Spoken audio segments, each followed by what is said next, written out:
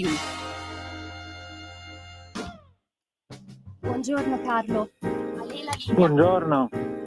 Inizia lei, poi arriverà subito Mimmo. Non ho capito, scusi.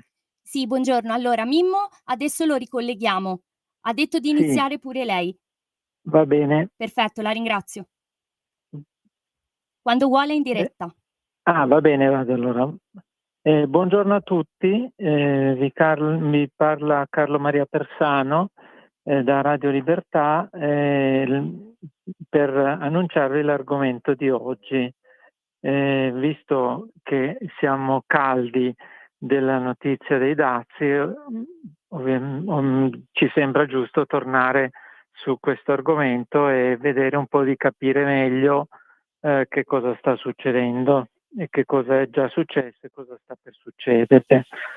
Allora, iniziamo a dare alcune informazioni su questo argomento. La prima informazione che è giusto dare è che la Gran Bretagna, che è uscita dalla Comunità Europea, ha concordato dei dazi con gli Stati Uniti, con Trump, al 10%, mentre l'Unione Europea, guidata da von der Leyen, ha concordato dei dazi con gli Stati Uniti del 15%. Questo è un elemento che non tutti mettono sufficientemente in risalto, però è un qualcosa che ci deve far porre delle domande, perché oltretutto la Gran Bretagna è guidata da un premier teoricamente più vicino ai nemici politici di Trump, più vicino ai Dem degli Stati Uniti, eppure ha avuto un trattamento migliore dell'Unione Europea, della von der Leyen. Quindi questo è il primo dato, secondo me, su cui dobbiamo riflettere e un po' cercare di capire perché succede una cosa di questo genere. Mi scusi se la interrompo. Mi scusi se Pronto? la interrompo. Mimmo è collegato. Grazie. Buongiorno Carlo, buongiorno a tutti gli ascoltatori. Dovete perdonarmi, ma io quando sono in trasferta sono sempre un po' problematico per collegarmi. Ho ascoltato l'inizio della trasmissione, stiamo parlando appunto dei problemi creati dai dazi che Trump sta continuando a rimpallarci. Esatto, Carlo?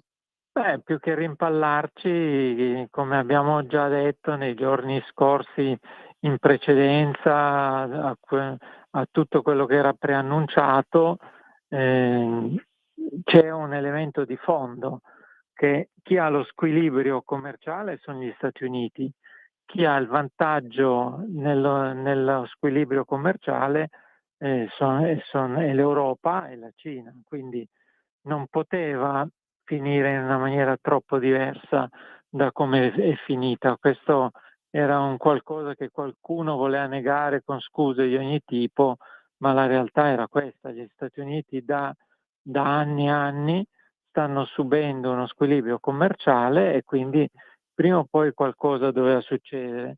Tant'è che, non dimentichiamolo, nella prima presidenza di Trump aveva già messo dei dazi contro la Comunità Europea.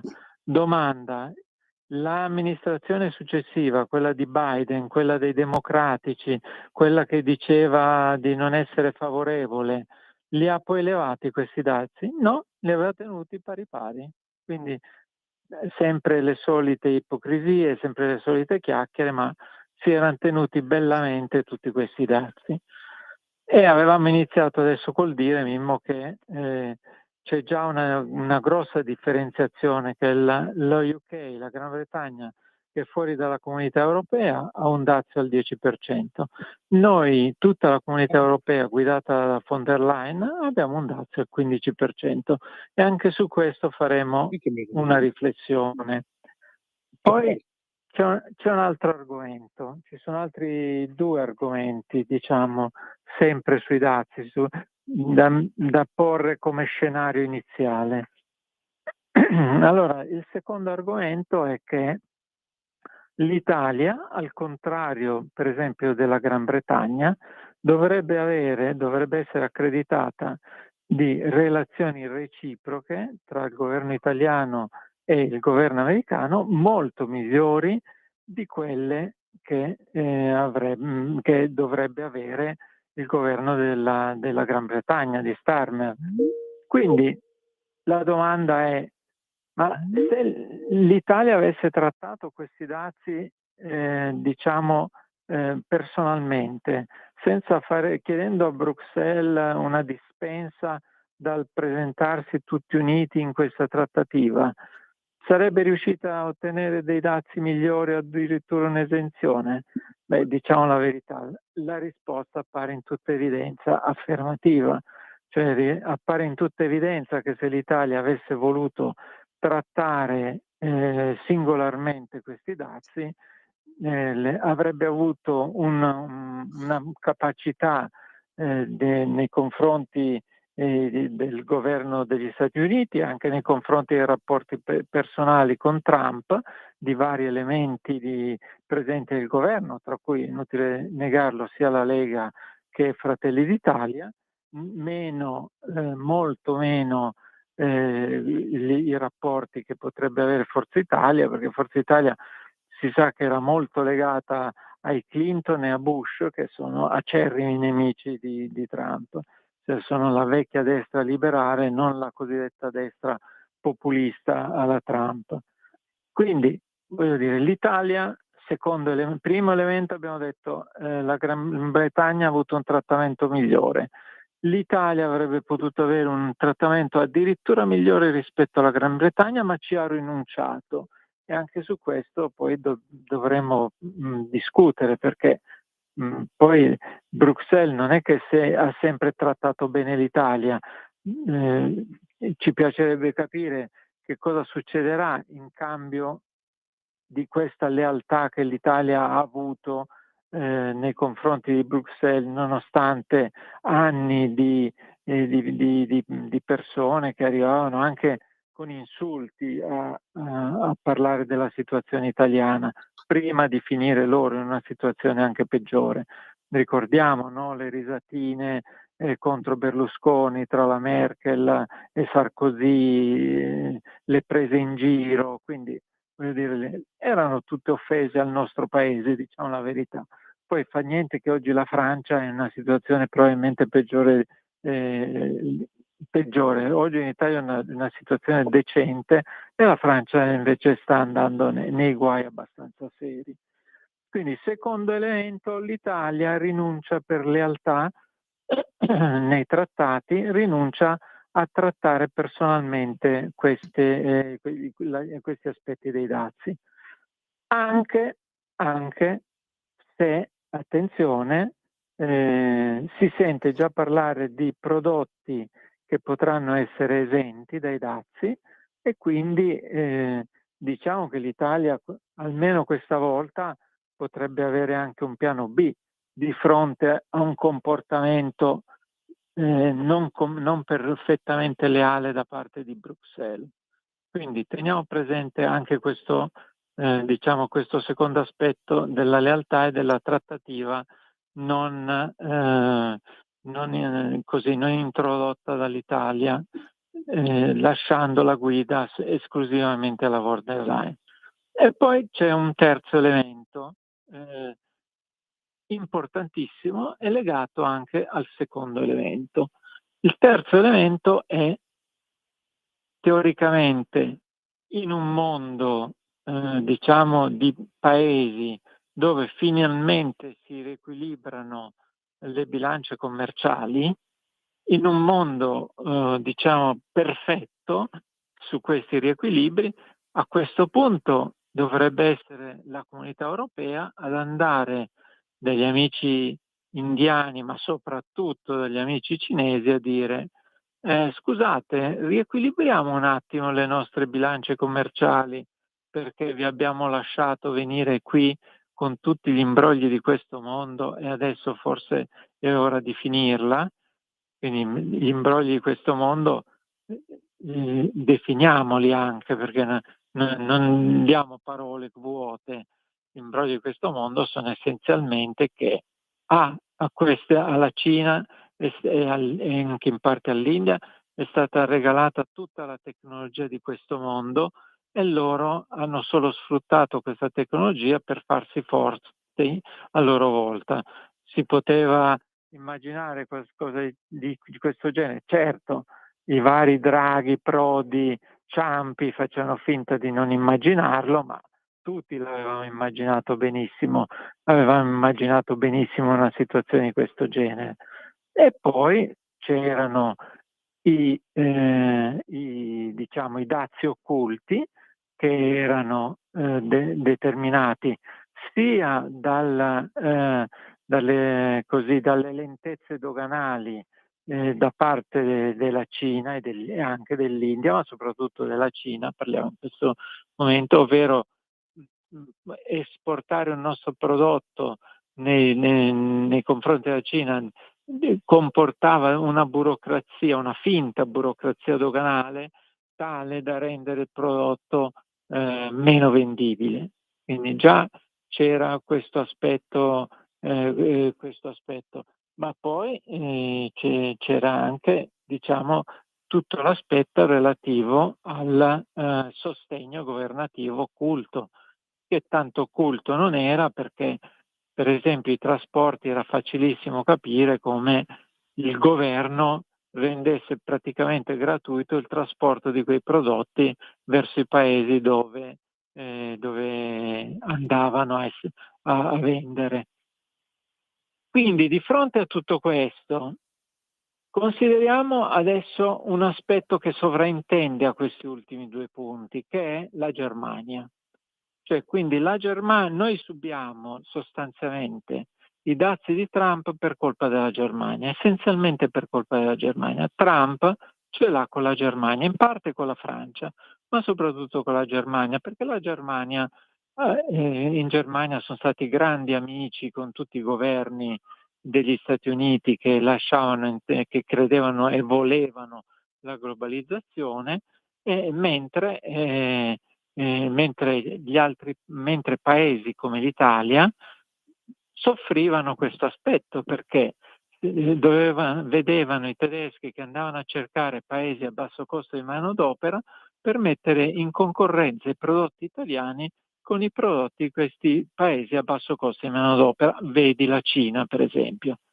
E questo che cosa comportava? Comportava poi che invece il prodotto tedesco in Cina non subiva le lentezze doganali, non subiva il finanziamento occulto del governo cinese verso il prodotto cinese, quindi c'era sostanzialmente un interesse degli Stati Uniti a avere un interscambio privilegiato e diciamo pure sottobanco con la Cina a danno di un paese come l'Italia, che comunque rimane la seconda potenza industriale all'interno della comunità europea.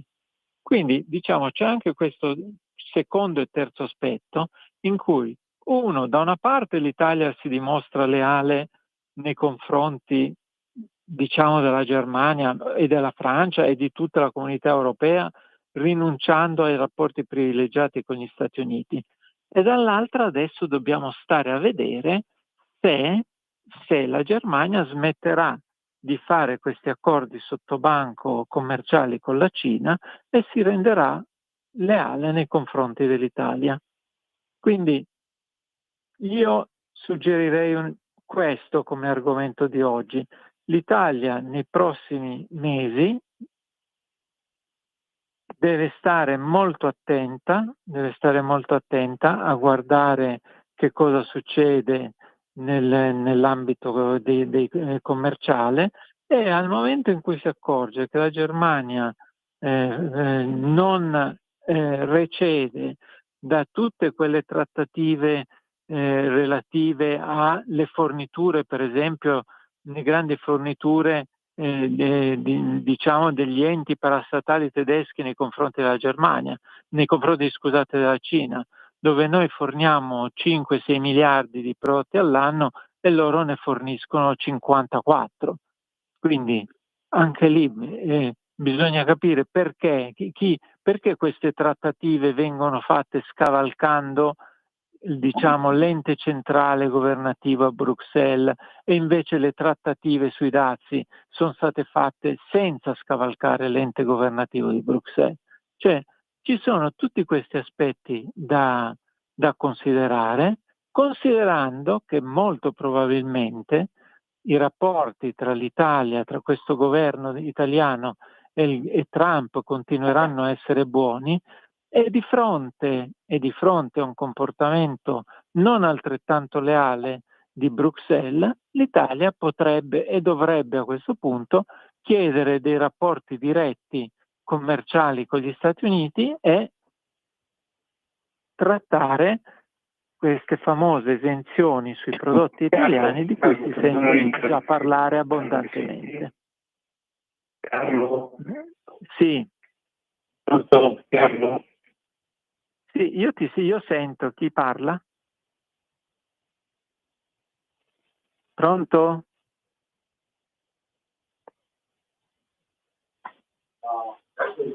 Al telefono è Mimmo, ma penso che abbia dei problemi di connessione. Sì, ma si deve mettere in una posizione dove gli prende bene il telefono. Esatto, sì. Mi sto spostando, mi sentite ora? Sì, ti sentiamo. Sì, adesso sì. Secondo te, perché mi ha chiamato anche un ascoltatore che trova difficoltà di intervenire, secondo te dall'Unione Europea arriverà questa decisione in nostro favore o continueranno a farsi i cavolacci loro? Punto di domanda. Carlo, mi senti? Io direi che oggi, almeno per questa situazione particolare, l'Italia può guardare un po' più serenamente questa situazione, perché non è certo Macron o la Germania che hanno i rapporti migliori con Trump in questo momento. Quindi io direi, al momento in cui la comunità europea non si comporta di conseguenza nei confronti dell'Italia, l'Italia probabilmente deve prendere qualche decisione un po' difficile dal punto di vista. Ti rifaccio la domanda. Secondo te l'Italia di oggi col governo attuale sarà mai in grado di pretendere e precisare quelli che sono atteggiamenti differenti e più consci, cioè più, diciamo, a noi utili, proficui? Secondo te c'è qualcuno al governo che ha questa capacità? Il governo ce l'ha le palle per fare questa cosa o no? Beh, allora, però, voglio dire, prima di rispondere alla tua domanda bisogna vedere se la comunità europea non si comporterà rispondendo coerentemente alla lealtà che l'Italia ha dimostrato. Certo, se Bruxelles e la Germania non si volessero comportare di conseguenza coerentemente alla lealtà che l'Italia ha dimostrato, qualcuno nel governo dovrebbe muoversi, ma secondo me ci saranno fior di imprenditori e imprese medio-piccole, grandi italiane che andranno lì e gli diranno: oh bello, qui sta succedendo questa cosa, in questo mercato veniamo penalizzati, da queste forniture questi invece competitor continuano ad arrivare qua con i loro prezzi diciamo drogati dal mercato, dai sostegni governativi. A quel punto, voglio dire, se il governo non si muoverà, si metterà in una posizione difficile, secondo me, perché ci sarà un sacco di gente che intanto il paese diventerà più povero, un sacco di gente rischierà il lavoro, voglio vedere se non succederà qualcosa. Sai perché ti ho fatto questa domanda, Carlo? Perché io nei giretti che sto facendo in quest'ultima decina di giorni ho raccolto solamente un sacco di lamenti e a volte anche di insulti, perché tanti piccoli imprenditori, anche me, cioè insomma anche meno che piccoli, mi si sono un po', non a me personalmente, ma nei confronti del governo, rivoltati accusando il governo di poco peso, cioè praticamente parole tante, soprattutto sulle televisioni e sui giornali nazionali, sulle radio nazionali, però fatti pochi, insomma. E qua io ho raccolto un sacco di sofferenza, continuo a raccogliere un sacco di sofferenza di gente che fa veramente fatica a portare avanti la baracca. E quando parlo di baracca parlo di aziende che vanno dai 2 o 3 dipendenti, ma anche quelli che ne hanno un centinaio, e quelli che prima esportavano tantissimo e che ora invece non sanno che fare. È dura bersi ettolitri di vino, ettolitri di liquori o quintalate di pasta, di farina o di formaggi, insomma. Secondo te ho raccolto lamenti e voci troppo catastrofiche? Ma io dico una cosa, io guardo i numeri per il momento dicono che l'export italiano è aumentato di tanto. L'export italiano adesso è intorno ai 660-670 miliardi all'anno del PIL. Quindi ha avuto una grande impennata, ed è un'impennata che è avvenuta non grazie agli Stati Uniti, ma grazie a tutta una serie di nazioni terze, definiamole così, verso i quali gli imprenditori italiani si sono spostati, hanno cercato e sono riusciti a vendere i loro prodotti. Detto questo, voglio dire, sappiamo tutti che la situazione, diciamo, dei salari italiani non è una situazione ottimale a livello europeo. Tutti si domandano come mai gli italiani non guadagnano quanto i tedeschi, quanto i francesi, quanto gli olandesi, quanto gli inglesi. Questo sicuramente è vero. Altrettanto vero che ci sono ancora milioni di persone che vivono sotto il livello della povertà. Diciamo che perlomeno prima ti devo interrompere perché siamo alla prima metà del nostro tempo, perciò dobbiamo passare un briciolo di pubblicità, sperando che questa pubblicità ci porti qualche spicciolo in più nelle casse, perché anche noi abbiamo bisogno. La radio, signori e signore, ha sempre bisogno, ricordatevi, nelle dichiarazioni dei redditi D43, e cioè appunto il sostegno appunto alla Lega, da cui noi dipendiamo come radio. Pubblicità. Stai ascoltando Radio Libertà, la tua voce libera, senza filtri né censura. La tua radio. Stai ascoltando Radio Libertà, la tua voce libera, senza filtri né censure. La tua radio.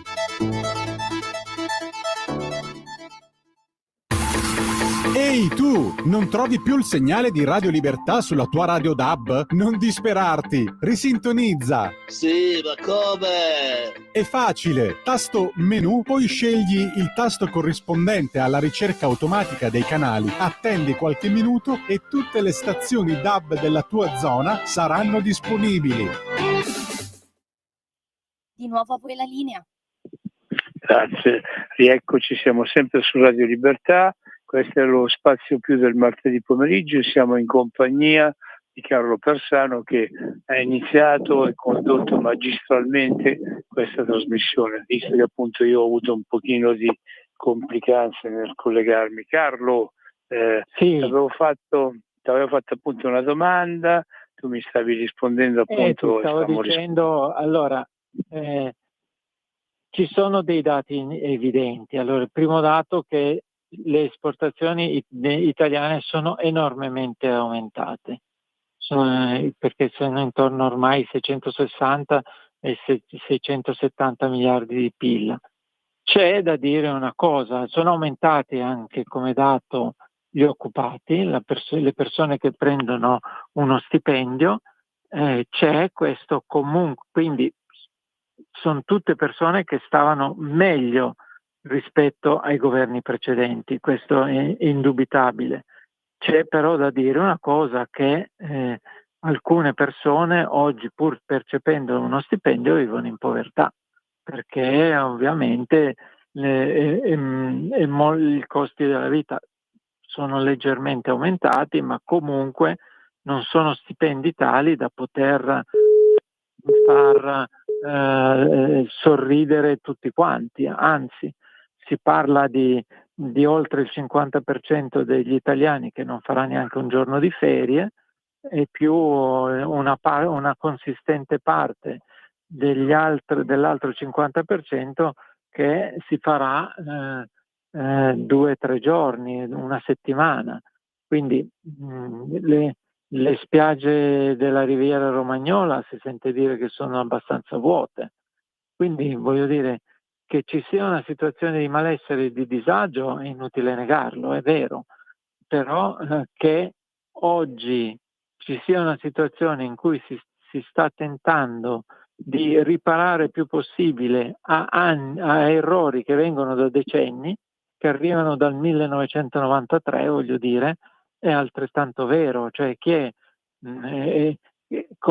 quanto è facile riparare un'adesione prima a Bruxelles, un'adesione prima al GATT, poi al WTO, per la World Trade Organization, dove c'era una delle potenze economiche mondiali, la Cina, che imbrogliava tutto spiano. Come si può riparare in un attimo a tutto questo? Non è così facile.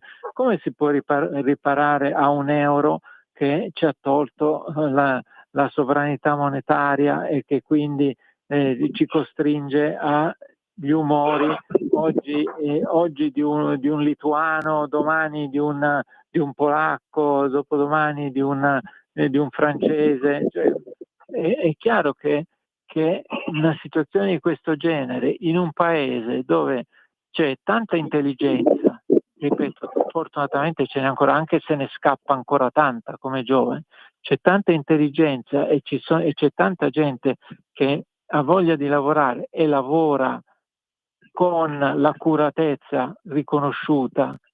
Made in Italy vuol dire che fatto bene, è sinonimo di fatto bene, Made in Italy.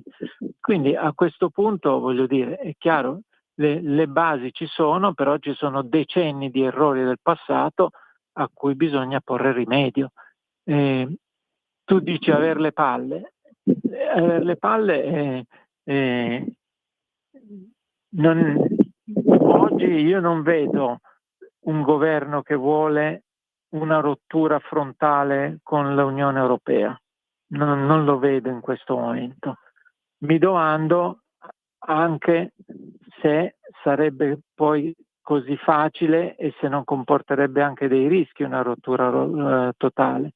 Certo, io per esempio di fronte a questa questione dei dazi, dove l'Italia è stata assolutamente leale nei confronti dell'Europa, pur avendo, ripeto, nei governi 2 persone, una è Salvini e l'altra è la Meloni, che hanno rapporti diretti personali con Trump e con il partito di Trump. Voglio dire, l'Italia ha rinunciato a questi rapporti personali, che sicuramente avrebbero dato dei grossi vantaggi, per vedere adesso quanto saranno leali loro con noi. Quindi questo è importante da stabilire. Sì, dunque è giusto, quello che tu dici è giusto, che è un po' anche quello che mi ripete continuamente il co-conduttore della trasmissione che io faccio il venerdì pomeriggio e che parla appunto di forze dell'ordine.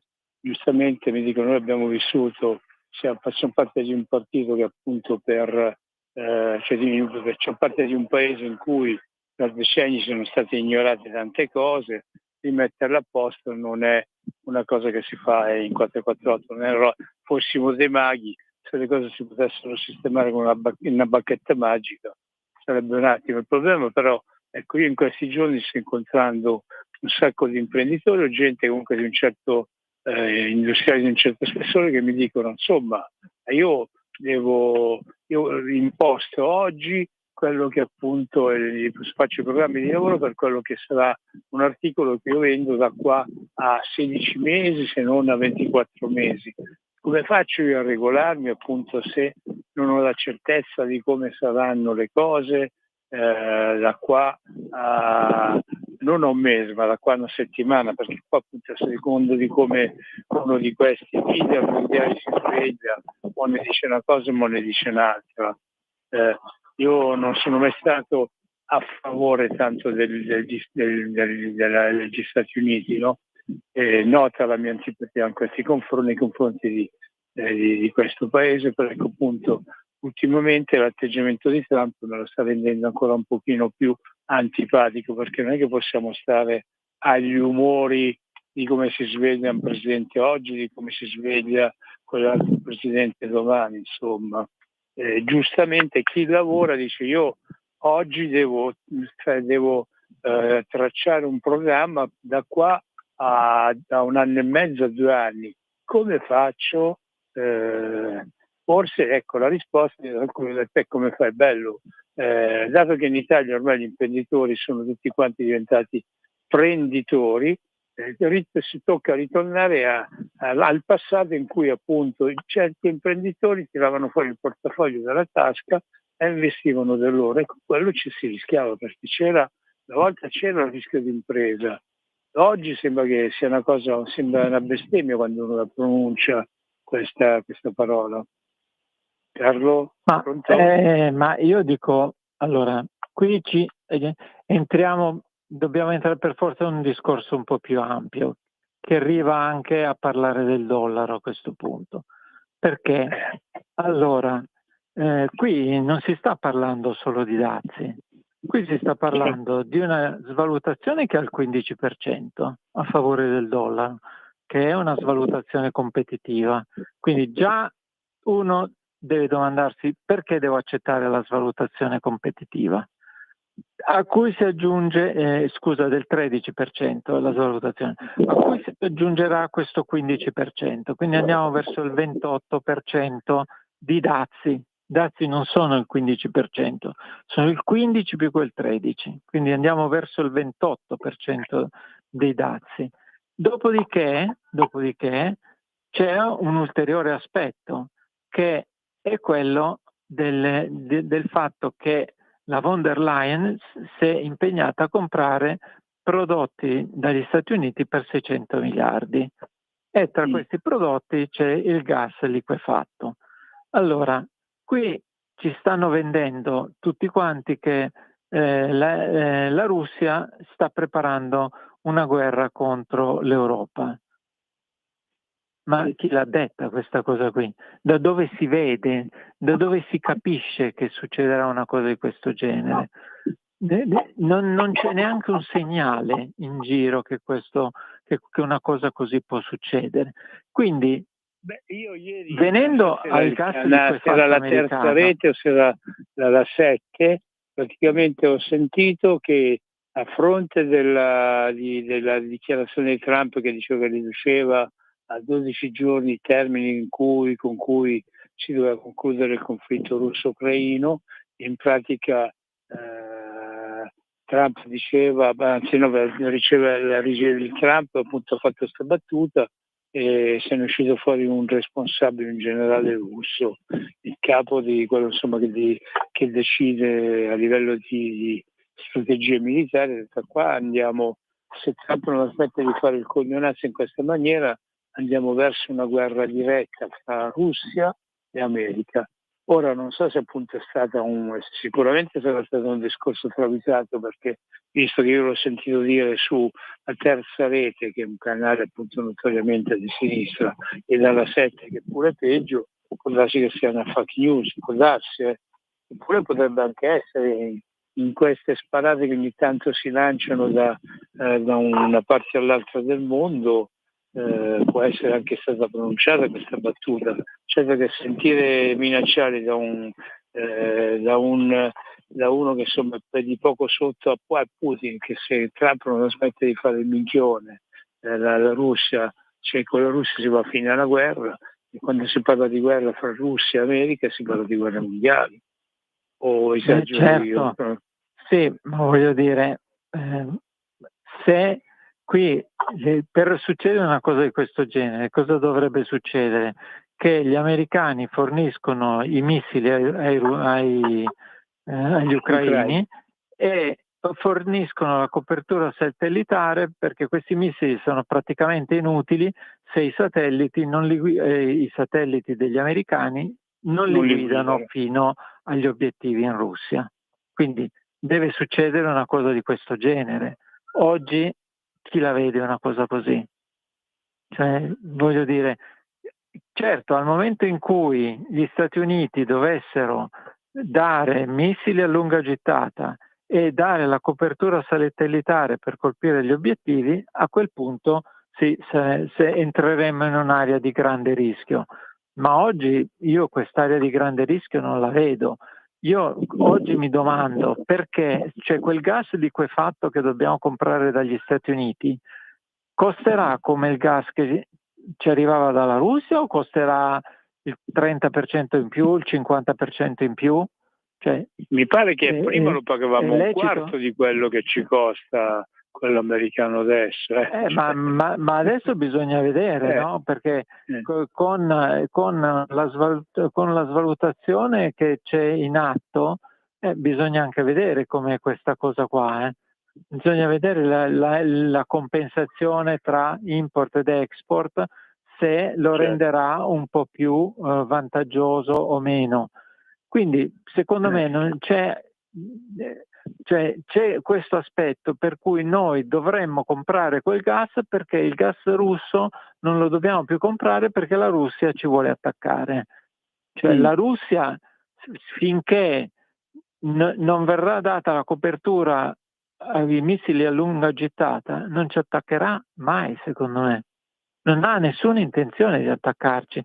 Certo che se uno gli lascia quella copertura, allora, però a quel punto non è la Russia che ci vuole attaccare, è la Russia che viene attaccata grazie a quei satelliti. Cioè, voglio dire, è ben diversa la situazione.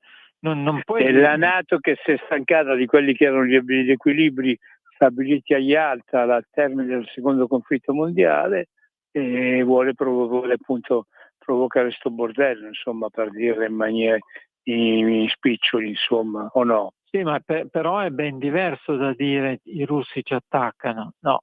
Certo, perché se sarà stato portato un attacco nei confronti dei russi grazie a quei satelliti, non sono certo i russi che hanno attaccato di nuovo. Certo. Quindi secondo me è vero che anche tutti questi aspetti vanno esaminati, sondati e capiti. E non ultimo l'aspetto del dollaro, perché l'abbiamo detto anche la volta scorsa, cioè il dollaro, cioè gli Stati Uniti sono il paese più indebitato del mondo, cioè hanno 36 mila miliardi di dollari di debito e devono pagare interessi passivi leggermente superiori per di più rispetto agli interessi passivi dei bond europei per quella cifra, quindi un'enormità. Devono stampare, viene calcolato per la spesa pubblica, circa 3 mila miliardi di dollari di nuovo debito ogni anno, quindi è chiaro che quella cosa lì prima o poi esplode. Cioè Trump sta cercando di mettere rimedio a quella situazione di debito che si è trovata, diciamo la verità. Lui se l'è trovata quella situazione di debito e come fa a metterci rimedio? Prende nuove tasse dai dazi, perché i dazi a casa sua sostituiscono il prelievo fiscale nei confronti degli americani. Quindi prende nuovi dazi, prende nuove tasse tramite questi dazi e ottiene di esportare più prodotto grazie alla svalutazione del dollaro, quindi ulteriore situazione. Si crea un po' di inflazione per cui riduce il debito tramite l'inflazione, però voglio dire, se tutto questo cosa può comportare? può comportare una sfiducia nei confronti del dollaro. Oggi questa sfiducia ancora non si legge, perché dicono che le riserve in dollari di tutto il mondo sono calate di un 10%, dall'80 al 70%, quindi un calo così quasi che potrebbe essere anche fisiologico di mercato in questo momento. Quindi ancora oggi non c'è questa ipotesi, però di fronte a un'inflazione americana, un ulteriore calo del dollaro, il calo del dollaro vuol dire che quelle riserve si svalutano. Oggi si sono svalutate del 13%, se arrivano a svalutarsi del 50% è come se uno si trovasse metà dei soldi in casa. E quindi è chiaro che nascerebbe una sfiducia nel dollaro enorme, e al momento in cui nasce la sfiducia del dollaro e quindi tanti pagamenti internazionali iniziano a essere effettuati in dollari, ragazzi, lì a quel punto il problema è la Russia, no, a quel punto il problema è il dollaro. Io ho appena ascoltato una conferenza di un professore di economia di Harvard, Kenneth Rogoff, che ha scritto un libro, Il dollaro è nostro, il problema è vostro. Appena uscito questo libro, e ha fatto una conferenza appunto per parlare del suo libro. Ce lo sintetizzi questo libro di questo Rogoff, di questo professore? Non ho capito. Ce lo sintetizzi brevemente? Cioè lui... in sintesi dice quello che vi ho detto fino adesso, con qualche aggiunta. Lui dice: sì, io in questo momento mi rendo conto che il dollaro crea dei problemi,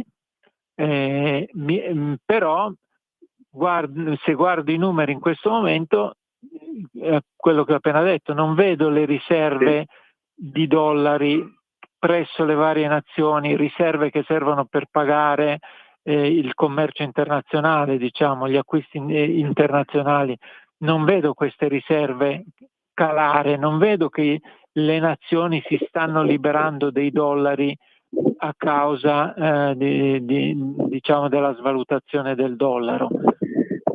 Io mi permetto di dire, non sono un economista di Harvard, però mi permetto di dire fino adesso, perché è vero che ancora non c'è, e poi è vero che sul fronte opposto, che sta cercando una valuta alternativa al dollaro, non c'è una compattezza così forte, perché per esempio tra le due nazioni che hanno il PIL più alto sul fronte opposto dei BRICS, tanto per intenderci, che sono l'India e la Cina, non ci sono dei rapporti idilliaci tra l'India e la Cina, da sempre non ci sono rapporti. E meno male, speriamo che questi rapporti continuino a essere per niente idilliaci, perché così forse noi avremmo più tempo, avremmo più possibilità di sopravvivere, vero Carlo? Perché se si unisce la Cina all'India si cavoli amati. Sì, però Rogoff, come ultimo aspetto, dice: attenzione che dovesse arrivare subentrare un forte ragionamento commerciale in relazione all'utilizzo o meno del dollaro, cioè alla convenienza o meno utilizzare il dollaro. Lui dice: attenzione che c'è anche l'aspetto militare, che normalmente una valuta si fa forte, riesce a essere dominante se anche il paese che la emette è una potenza militare. Quindi qua sono tutte potenze tranne che noi italiani, perché tutti quanti hanno più o meno una bomba atomica o piccino, grande che sia, noi invece no. Però posso dire un'ultima cosa. Il nostro coraggio. Posso dire un'ultima cosa relativamente a quell'aumento enorme che c'è stato sulle esportazioni dell'Italia. Mi dispiace dire che il ministro Urso non c'entra niente su quell'aumento. È tutto merito dei piccoli e medi imprenditori italiani che se ne sono andati con la valigetta in giro a vendere.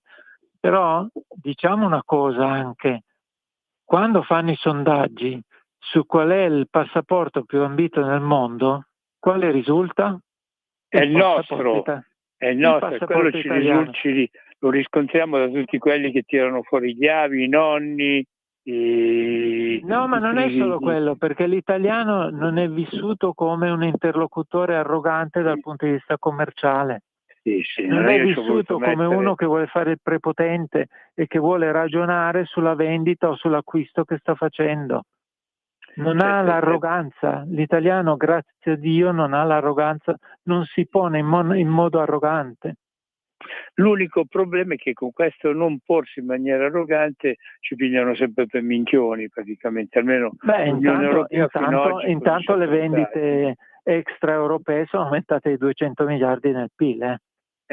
Meno male. Senti, su questa bella notizia ci dobbiamo interrompere perché il nostro tempo anche oggi si è consumato, però appunto diamo appuntamento alle nostre ascoltatrici e ai nostri ascoltatori per la prossima settimana, perché anche se saremo in agosto avanzato noi ci saremo sempre, vero Carlo?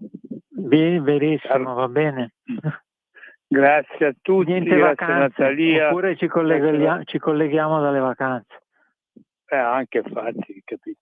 Tanto noi siamo sempre stati una trasmissione molto mobile.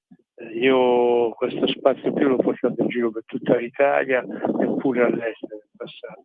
E continueremo sempre su questa modalità. Grazie ancora a te Carlo. Grazie a te. La tua partecipazione. Se non ci fosse stato tu oggi sarebbe stato un disastro, perché con le difficoltà che io ho avuto. Abbiamo anche detto delle cose interessanti o sbaglio? Come no, sì. Speriamo appunto che il governo comunque tenga duro e veda di far rispettare quelle che sono le necessità e le esigenze di tanti imprenditori piccoli, medi e grandi, perché che poi sono in pratica l'ossatura di questa nostra nazione, in maniera anche da dare un po' di sollievo al popolo italiano, giusto? Giusto, giustissimo. E con questo salutiamo tutte e tutti. Natalia, a te il proseguimento delle trasmissioni. Rimanete tutti su Radio Libertà. Ciao.